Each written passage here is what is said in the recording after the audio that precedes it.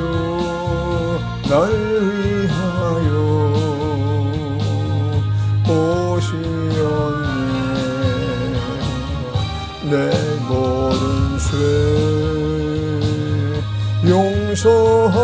용서하시고 죽음에서 부활하신 나의 주세주 살아계신 주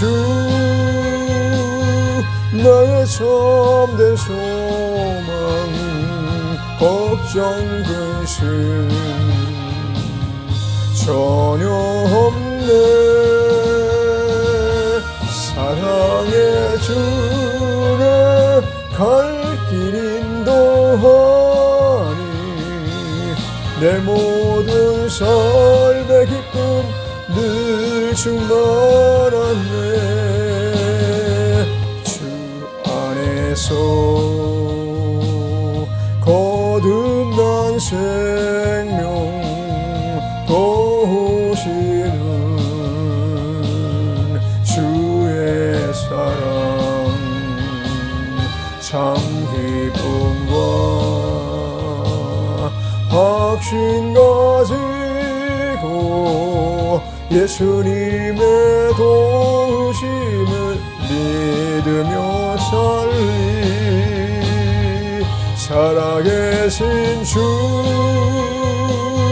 나의 참된 소망 걱정 근심 전혀 없네. 사랑의 주 내 갈 길 인도하니 내 모든 삶의 기쁨 늘 충만하네. 그 언젠가 주 뵐 때까지 주를 위해 싸우리라. 승리의 길 멀고 험해도 주님께서 너의 앞길 지켜주시리. 살아계신 주 나의 참된 소망 걱정 근심 전혀 없네. 사랑의 주내 갈 길 인도하니 내 모든 삶의 기쁨 늘 충만하네.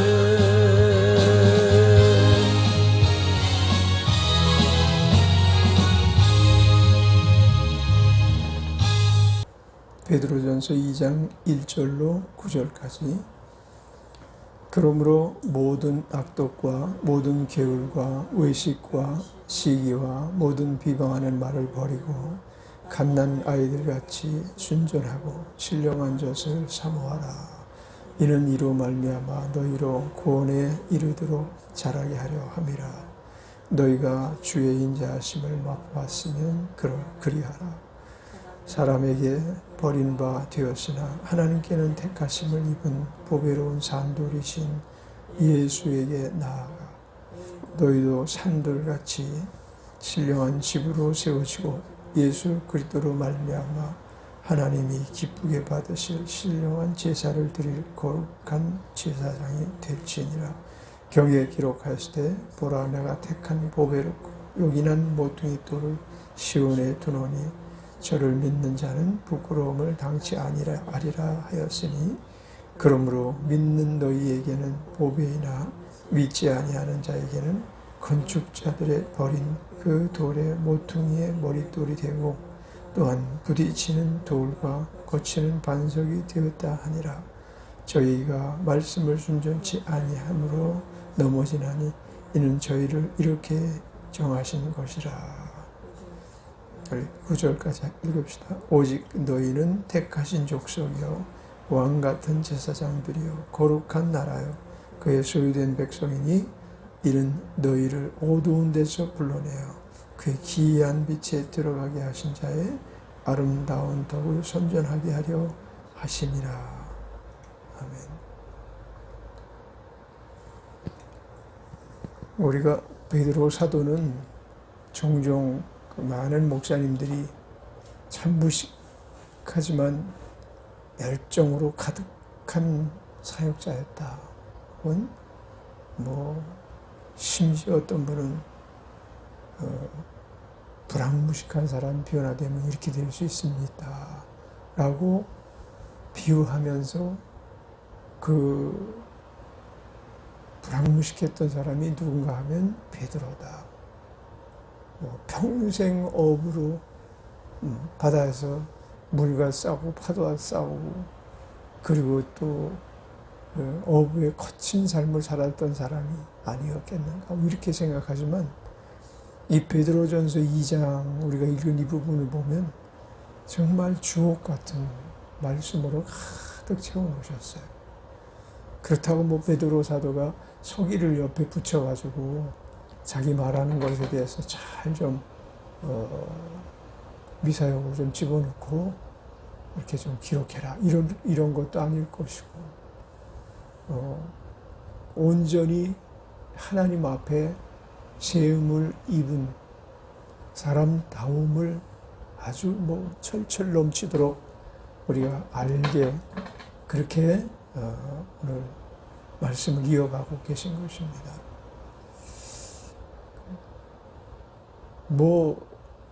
전자에 일컬었던 그런 내용의 말로 베드로 사도를 지칭했다 해서 잘못됐다라는 얘기가 아니고 그게 과연 맞을까? 과연 베드로가 그렇게 일자무식이었을까? 그런데 예수 믿고 나서 그가 얼마나 개가천선을 하고 예수 믿고 나서 얼마나 큰 연단과 훈련을 받았으면 이와 같이 주옥같이 하나님의 말씀 어떤 성경 어떤 경에 기록된 것 뒤처지지 않는 심오하고 깊은 내용을 이야기할 수 있을까?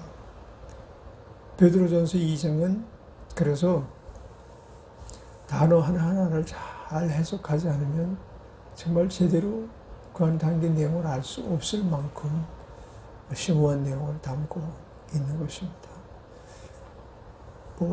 모든 거 다 우리가 생각할 것도 없이 그저 그대로 그 말씀대로 따라하면 전혀 실수할 수 없는 아주 견고한 그리고 거룩한 진실한 믿음의 사람이 될 수 있는 그런 내용들을 기록하고 또 그 말씀이 2000년 동안 교회를 살리는 말씀이 됐고 예수 그리스도께서 보증하신 말씀이 됐고 예수님께서 넉넉하게 그 부분에 대해서 기름 부으심으로 우리에게 전달해 주시는 보증된 말씀이 아닌가 그런 생각이 듭니다. 자, 오늘 우리에게 주시는 말씀 그러므로 모든 악독과 모든 게을과 외식과 시기와 모든 비방하는 말을 버리고 사실 우리가 이런 다시 말하면 모든 것을 나쁘게 평가하는 말을 버리라는 거죠. 이게 얼마나 우리의 삶 속에 평안을 가져다 주고 많은 사람들 앞에 세움을 입게 하는 내용을 담고 있는 말인지 모릅니다.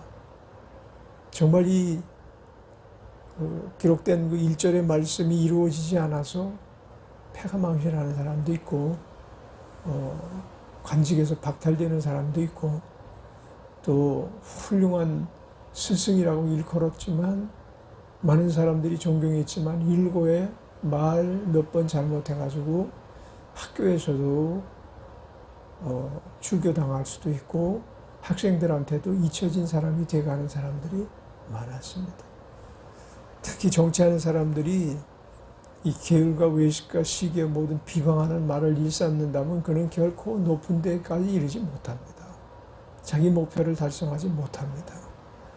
그러니까 이 말을 버릴 수 있다는 것이 얼마나 큰 결단을 필요하는 일이고 또 그 말을 버리기 위해서 얼마나 자기를 억제해야 되는지 그런 내용에 대해서 우리가 생각을 안 할 수가 없어요. 왜냐하면 말 때문에 우리가 낭패를 보는 경우가 종종 있거든요. 말 한마디 잘못해서 좋았던 부부 관계가 그냥 헝클어져 버리기도 하고 자녀와 부모의 관계가 수십 년 동안 그로 말미암아 걸림돌이 돼가지고 해결하지 못하는 상처로 여전히 남아있어서 그래서 자기의 인생을 막 갉아먹기도 하게 하는 부모의 한마디 혹은 자녀의 한마디 남겨지는 그런 언어들의 폐단이라는 것을 우리는 많이 경험하거든요. 친구들 간에도 이 말을 막 함부로 해가지고 평가절하되는 사람들이 많아요. 앞에 있을 때야 호응해 주지만 이 사람이 도무지 속이 깨끗하지가 않다 라든지 이 사람 믿음이 그다지 쓸모있지 않네 막 이런 평가를 받게 하기도 하고 뭘 도대체 이 사람은 얘기하는 거야? 이 사람이 도대체 뭘 지금 말하는 거야? 자기가 이 말하는 걸 내용을 알면서 말하는 걸까? 뭐 이런 생각을 갖게 하기도 하고 자기 허물을 그냥 대놓고 자꾸만 드러내게 하는 게 말이거든요. 그 말을 유의하면 많은 유익이 있는 것은 틀림없는 것입니다. 2절 갓난아이들 같이 순전하고 신령한 젖을 사모하라. 이는 이로 말미암아 너희로 구원에 이르도록 자라게 하려 함이라. 항상 어린아이처럼 순전하고 신령한 젖을 사모하라는 것은 하나님의 말씀, 예수 그리스도의 말씀을 사모하라는 거죠. 우리가 어릴 때 엄마 품에 매달려서 그저 틈만 나면 막 젖을 달라고 울고 그러던 때가 다 있잖아요.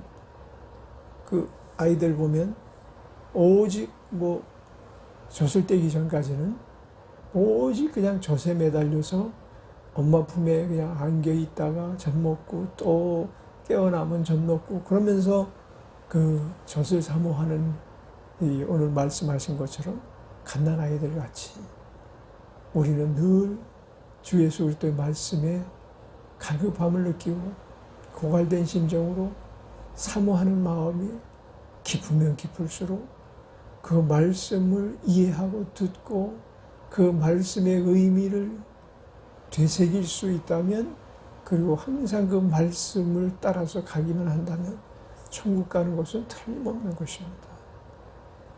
말씀을 잘 아는 사람이 있지만 따라가질 않기 때문에 천국까지 못 이루는 많은 사람들이 있을 거예요. 교수로 혹은 설교자로 좋은 말씀은 주옥 같은 말씀은 늘 선포하면서도 자기는 그 길을 외면하고 살아가는 사람이 있거든요. 이거는 사모함이 없는 그 말씀을 그저 지식으로 받아들이고 그 말씀을 수단으로 알고 사용하기 때문에 그와 같은 일들이 벌어지겠죠.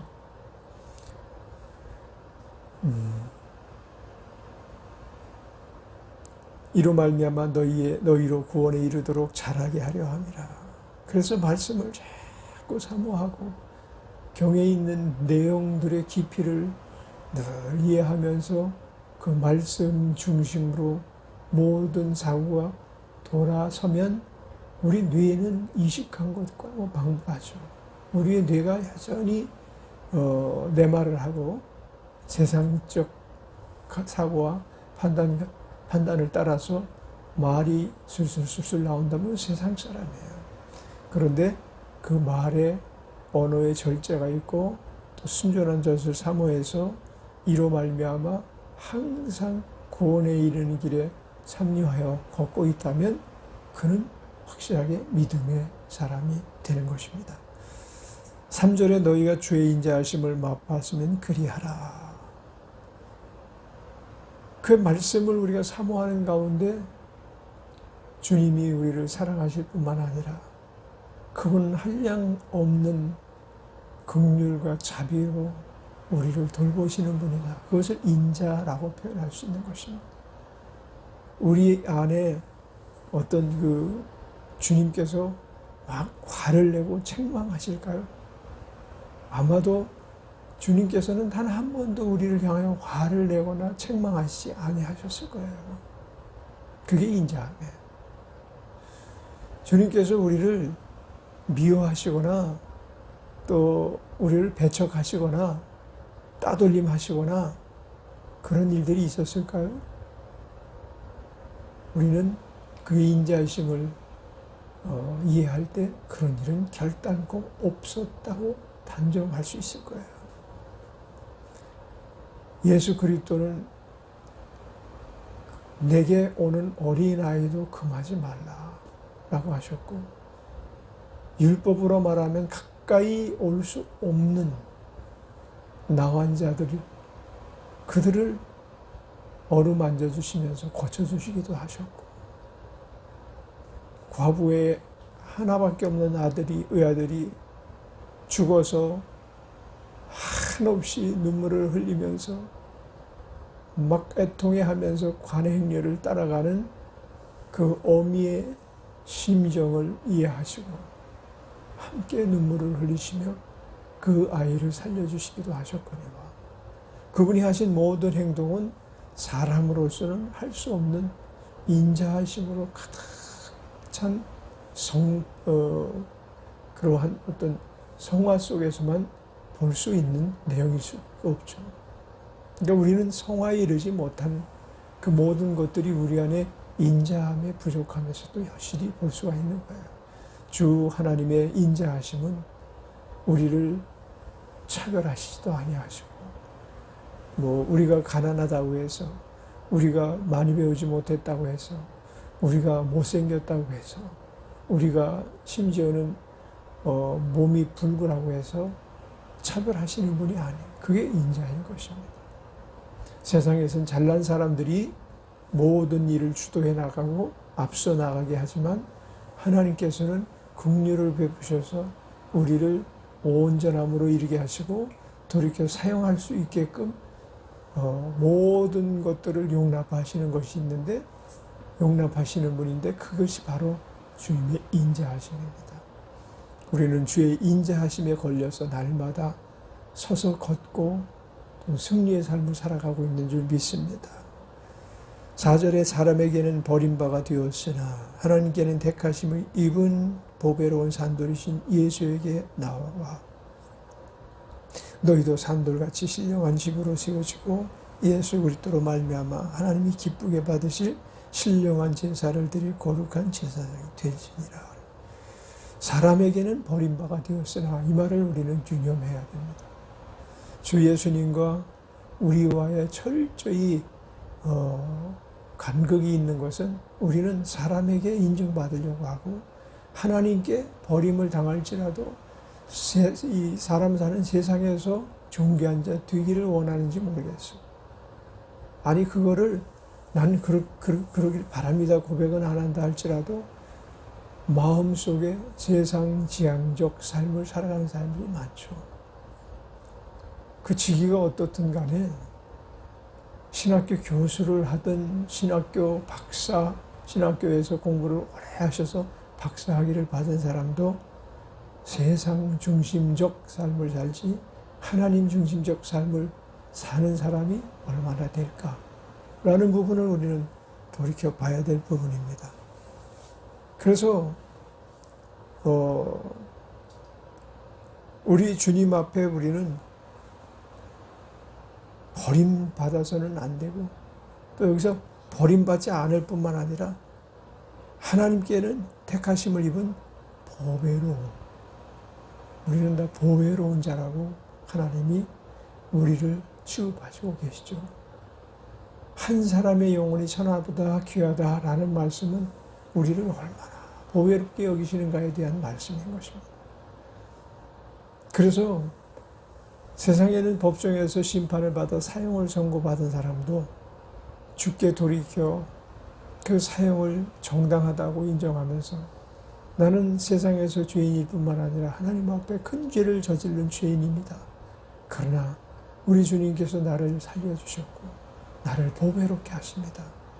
그래서 사형수들이 사형받기 전에 하고 싶은 말이 있냐? 내가 노래 하나 하고 싶습니다.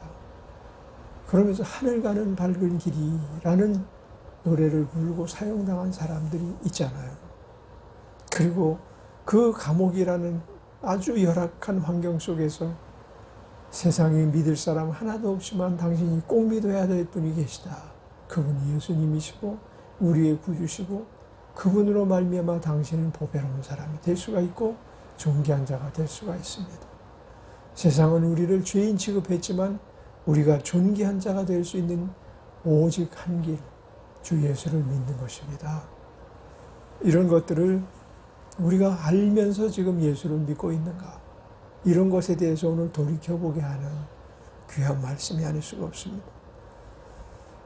6절의 경에 기록하였으되 보라 내가 택한 보배롭고 요긴한 모퉁이 돌을 시온에 두노니 저를 믿는 자는 부끄러움을 당치 아니하리라 하였으니 그러므로 믿는 너희에게는 보배이나 믿지 아니하는 자에게는 건축자의 버린 돌 그 돌이 모퉁이의 머릿돌이 되고 머릿돌이라는 것은 문 앞에 있는 거예요. 근데 세상 사람들은 문 앞에 그 건물이 세워진 그걸 기념하여 세우는 머릿돌을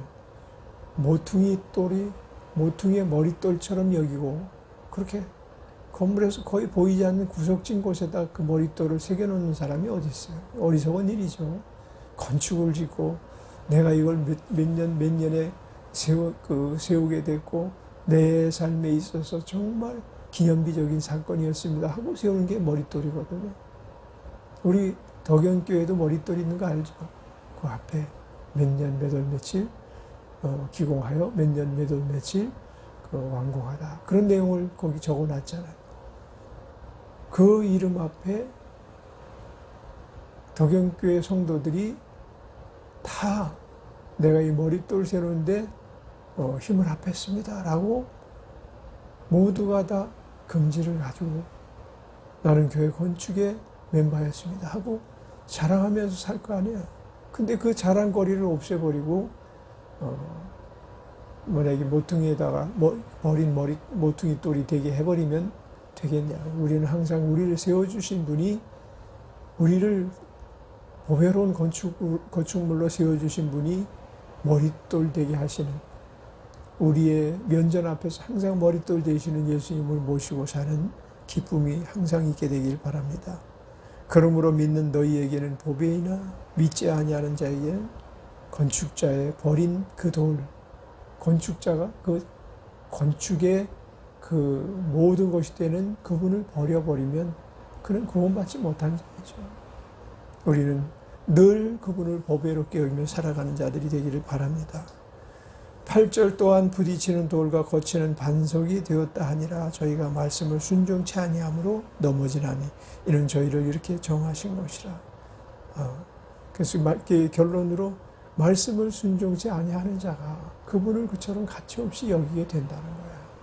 말씀을 따라 순종하다 보면 우리는 그분을 더 존귀하게 우리를 아주 존귀한 자로 세워 가시는 그분을 만날 수가 있지만 보배로운 자를 만들어 주시기 위해서 애쓰시는 모습을 볼 수 있고 그의 인자하심을 맛보 알게 되지만 말씀을 불순종하면 결국 우리는 그분 앞에 결코 보배로운 자가 아닌 것인 것입니다.